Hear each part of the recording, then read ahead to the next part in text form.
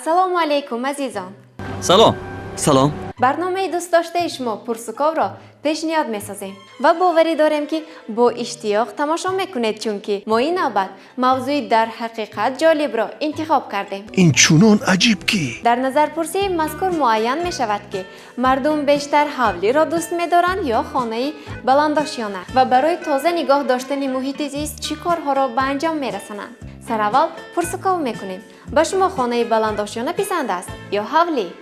حولی بلندآشیانه. یا هر دو، در تابستان حولی، در زمستان بلندآشیانه. خانه بلندآشیانه آخی. حولی بهتره. حولی رو. بلندآشیانه. حولی. با ما حولی مخواه. حولی. هر دوشم.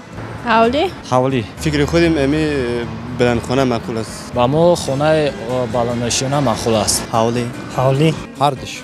حولی. حولی معقول است. با من حولی معقول است، لیکن خانه بلندآشیانه هم از یک جهت کاری خوب است که مثلا زمین اکونومی شود. خانه بلندآشیانه. حولی. البته با من حولی معقول است. با من حولی معقول است. حولی. با من نیست حولی معقول است. حولی. البته حولی. با من بلندآشیانه. حولی. حولی. برای من فرق ندارد. با من بلندآشیانه. من حولی گفتم. بلندآشیانه. بلندآشیانه. یگانت. نفهمیدم. یگانت. شما را فهمیدم. حولی. هر دوش هم سوز است. حولی. بلندآشیانه. حولی. بلندآشیانه. بلندآشیانه. گزینه شده حولی. حولی.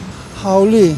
فضای حولی دیگر است. تشکر برای پاسخ. نتیجه را در آخر معین میکنیم. حالا باشد معین می نماییم که برای چی به برخی از نفران خانه بلندآشیانه پسند است. خیلی تنشتر است نظر به حولی. خیلی شرایطش خوبتر است نظر به حولی.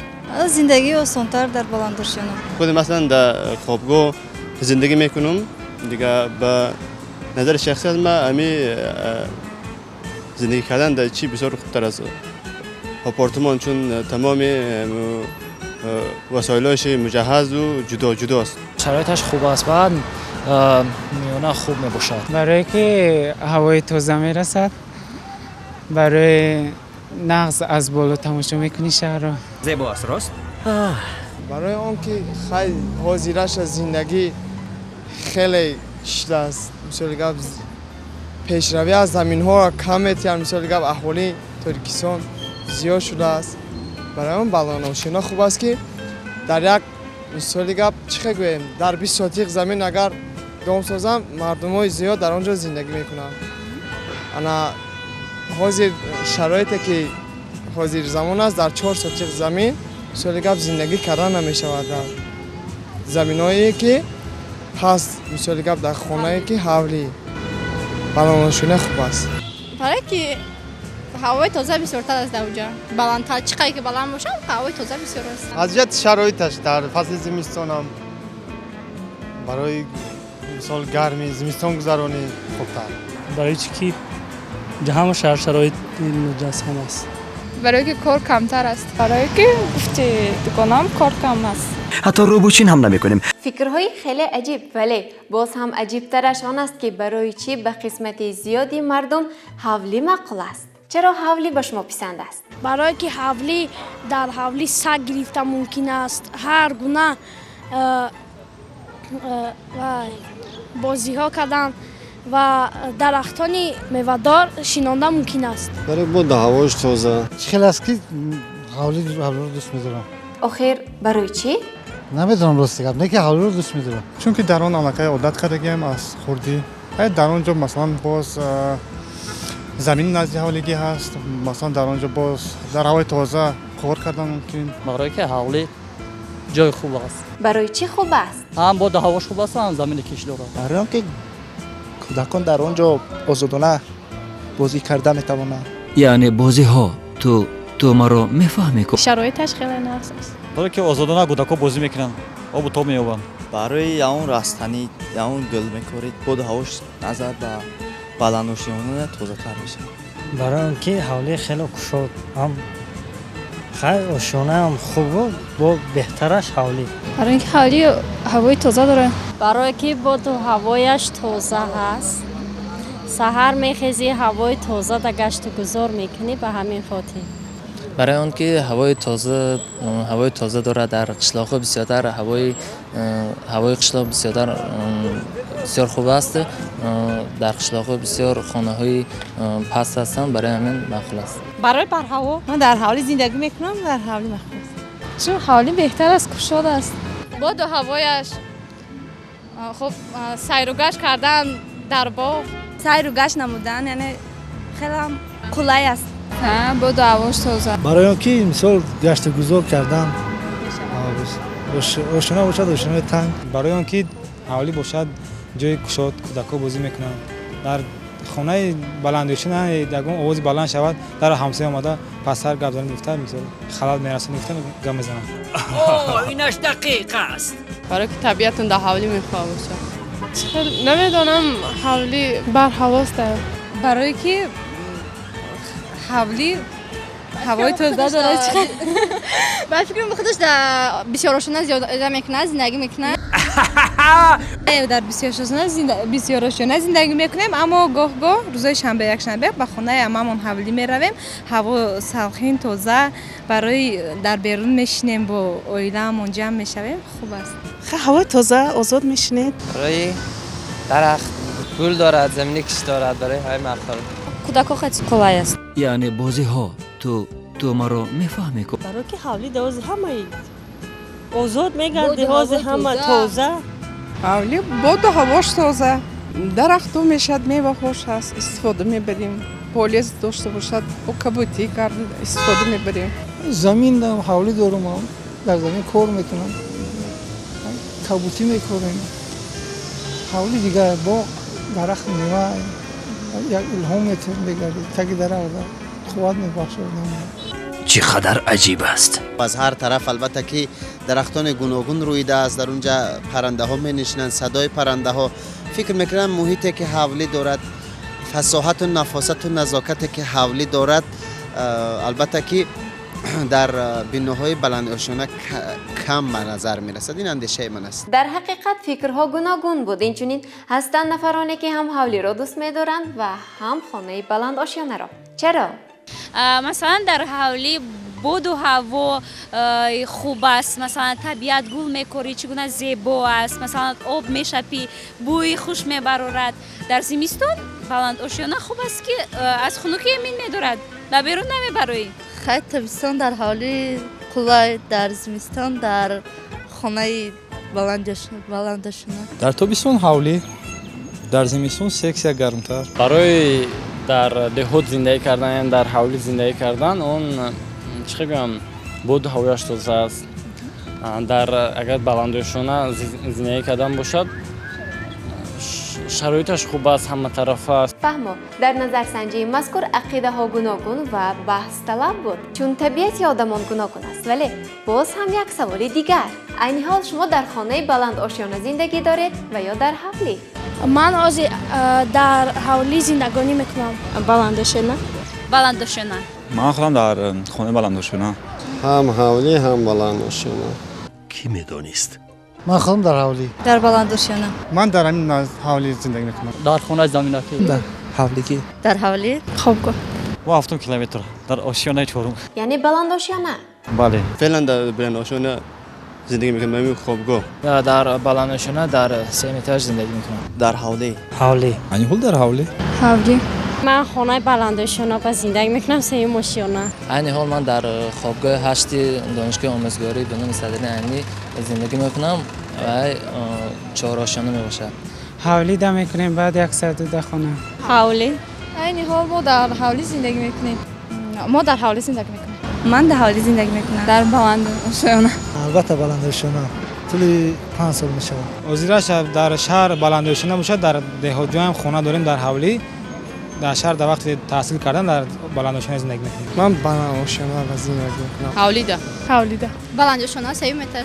نه من همینجا دانشجویم، نه در آشیانه بلند زندگی میکنم. حوالی با. این حال در بلندوشانه زندگی میکنیم، لیکن خود از دهات هستیم. حوالی. شما هم در بلند آشیانه؟ نه این حال بلندوشانه. حوالی.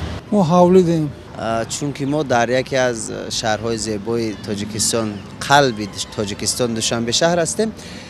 ما حاضر در بینای بلندآشیانه زندگی میکنیم. سپاس برای پاسخها. اکنون باشد میخواهیم درباره تازگی محیط زیست معلومات گیریم، چون این هم یکی از مسئله های مهم است و چنانه متخصص میگوید. تازگی این ضرر سلامتی است و ما باید همیشه گرد و اطراف و محیط را تازه و آزاده نگاه داریم، چون که سلامتی انسان پیش از همه به تازگی وابسته است.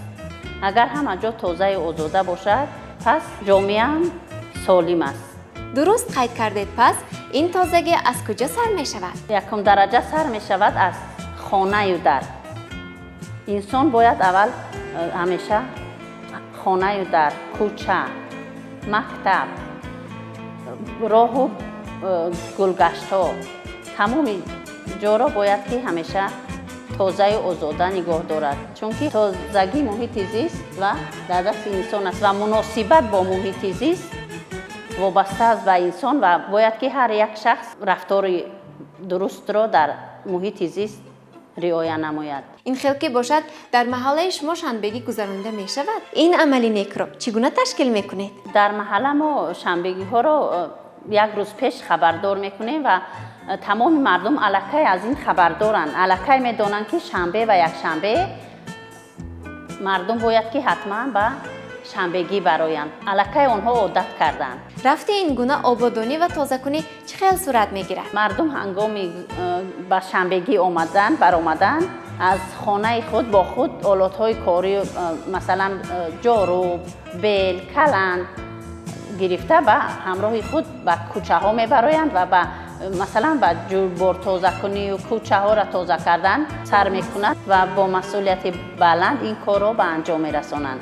رحمت برای جواب. اکنون باشد از مردم میپرسیم برای تازه نگاه داشتن محیط زیست چی کار میکنید؟ شنبگی ها گذرانده میشود؟ خوب دقت گوش کنید. بله، یکان چیزی ما با گپ میزنن شنبگی میکنیم روزای شنبه.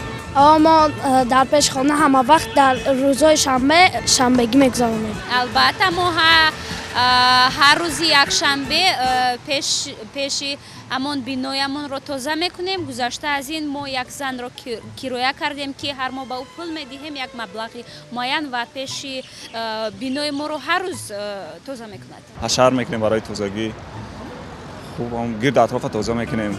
البته همیشه نوبت خطی هم با تازه میکنن. راستی گپ این مسئله کتی دویمو ما همون همسایه ها کتی هم آدمایی که زندگی میکنن در گرد اطرافمون گپ میزنیم که البته برای وقتی که در شهر نشست میشینی باید که طلبات های شهرداری رعایت کنی. هر ماه یک مزد معین جمع میکنیم و پدیزور یک نفر اومده تازه میکنیم. با نوبت مثلا کوچه و حولی هایی که در نزد خانه ما هست تازه میکنیم. بعضی وقت هم کسات گرد و اطراف حولی ها رو تازه میکنیم. مثلا هر روز شنبه برآمده کوچه ها رو تازه میکنیم. کم یک جا برآمده برنه تازه میکنیم.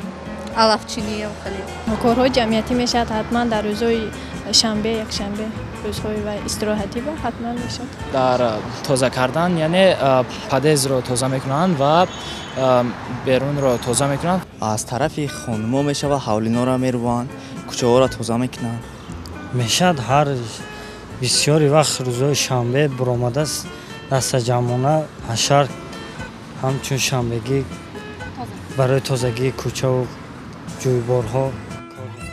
این خیلی باشد وابستگی از خود ساکنان دارد. مثلا میگم در محل زیسته که ما زندگی میکنیم در اونجا هستن نفرانی که هر هفته یک بار در 2 هفته یک مرتبه گرد و گوشه گذرهای خود تازه میکنیم. هستن ساکنانی که برعکس اون تازگی که دیگر همسایه ها میکنن نسبت اون تازگی به اهمیتی ظاهر میکنن. مثلا میگیم مهنت آنها رو زیر پا میکنن، برعکس باز کوشش میکنن که بیشتر افلاس‌تر گردد کوچه ها. چنین همسایه ها نیز هستند. این معلوم. روزهای یکشنبه میشود تنی بور که میشد بور انو جمعگیر میکنن تازه میکنن علف میچینن گل میشنونن. بله، از طرف ما کارهای آبادانی گذرانیده می شود. هر هفته روزهای شنبه گرد و اطراف دام را تازه می کنند. ما در خوابگاه بعضا وقت شنبگی ها میگذرانیم، هم درون خودی خوابگاه هم و بیرون از اون را کم در 2 هفته بعضا در 3 هفته یک بار شنبگی ها گذرانده تازه کرده میشه. میشود روزهای شنبه یک شنبه شنبگی گذرانده می شود در شهر. توزه میکنیم، روبوچین میکنیم با راهبری رئیس محله. ما در حولیمون کار میکنیم. تازه کاری گذرانده می شود. در دهه ما هر روزهای شنبه در اونجا شنبه گذرانده می شود که برای یعنی تازه نمودن کوچه و خیابان ها مردم جمع شده یعنی تازه میکنن. نه به شوخی. دلم گواهی میدادم. البته همیشه روزهای شنبه یک شنبه مثلا همسایه جمع میشن. اون راهرو مثلا جوبرو تازه میکنن. بعد شنبگی ها گذرانده میشن. البته با بعضی هستن که باید میگیرن کو پول متیانده تازه میکنن، بعضی خالی هستن. ما دستگیری میکنیم. بعضی دوم رو تازه کردن نگاه کردن که یک کس بیاد مثلا گپ بعد حواس کنه که با تازگی حتما این دوم ها تازه باشد. اما مثلا الاف پلافی خدی کوچه رو میچینیم، حولی رو میچینیم. هممون یه جای شده تازه میکنیم. تازگی همه در کره آخی حشر میکنیم، تازه میکنیم، لیسینگ ها رو میشویم، میروبیم. همه یک جای جمع شده تازه میکنیم. هر روز روزهای شنبگی ها گذرانده میشد. خیلی سحرا میروبیم، آب میزنیم. ما خودمون میبریم روزهای شنبه بازار با همراه برادران دوستانمون پیشویم دوممون خونمون تازه میکنیم. تازگی گروی سلامتی است. همه حولی کوچه ها رو تازه میکند. همه جمع شده. هر روز هر سحر تازه میکنیم. نه. حتی روبوچین هم نمیکنیم. ما هر وقت پیشای دام تازه میکنیم. تازه میکنیم. فرزنداشون همه کسا میبریم، میرویم، روبوچین میکنیم، گل میشنونیم، درختای چی میکنیم، قیچی میکنیم.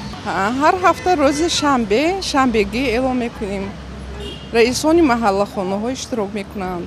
برای تازگی کوچه ها، محله خانه ها سهم خودمان رو میرسانیم با همراهی فرزندان، کلینا. هر یک همسایه حرکت میکنه که پیش خونه خودش تازه کنم.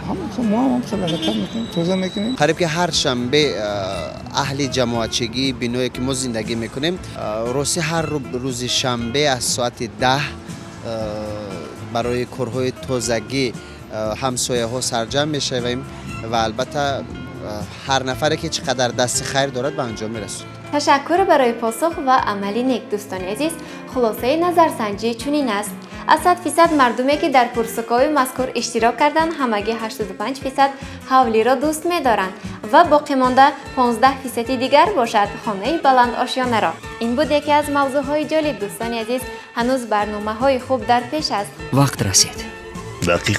خیر، تا برنامه دیگر صحت باشید.